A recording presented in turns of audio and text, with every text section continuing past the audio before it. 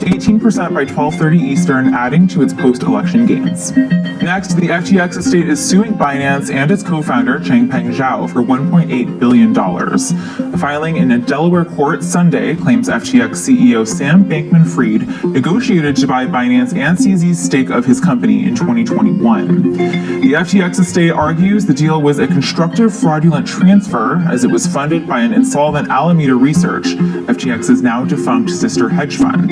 The filing claims the deal was made with a combination of FTX's own FTT token and the Binance-issued BNB and BUSD tokens. Binance told CNBC the claims are meritless and that it would defend itself.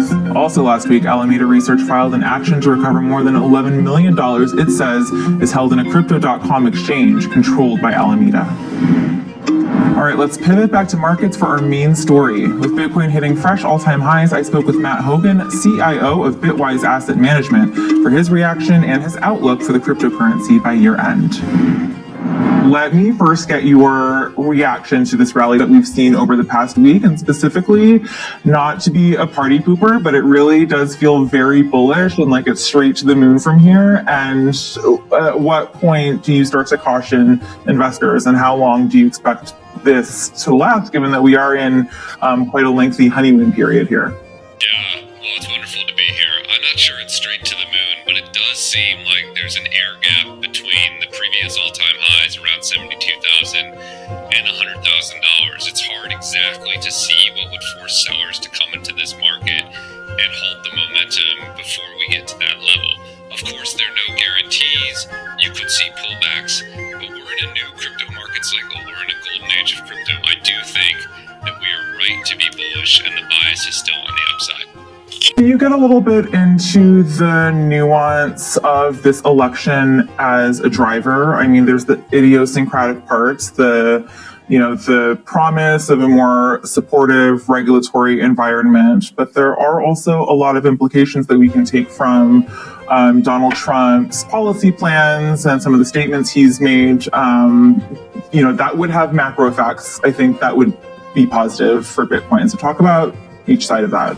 Yeah, absolutely. Let's start just on the crypto side, which is that we can expect to see a sea change in the regulatory environment towards crypto. It's absolutely the case that crypto has spent the past 4 years fighting with one hand tied behind its back, fighting on an uneven playing field, facing significant, regulatory prosecution, a lot of regulatory unclarity, and that's just shifted, 180 degrees. We're now in a positive regulatory environment. We now have tailwinds from that, and that comes in the case of a market that was already in a bull market. So I do think there's been a 180 flip from a regulatory perspective, and I think that's going to push us higher. I think what you're hinting at is that other piece of the puzzle, which is that the economic policies that we expect the Trump administration to pursue should be a positive environment for stores of value in general, should be positive for gold, should be positive for crypto. I do like when people think about investing in Bitcoin to remember that you're making two different bets. The first bet you're making is that Bitcoin will go from this new idea to a mainstream asset. If it succeeds in doing that, it can go to $1 million, right? We won't match gold until Bitcoin gets to $1 million. The second bet that you're making is that the size of that market will grow because the U.S. is piling on debt, degrading its currency, etc. And when both of those things happen at once, you get the kind of move that we're seeing in Bitcoin right now. Follow my page for more crypto foreign news like this. I love you guys. One love. Make sure you share this video to reach others if you're a lover of crypto.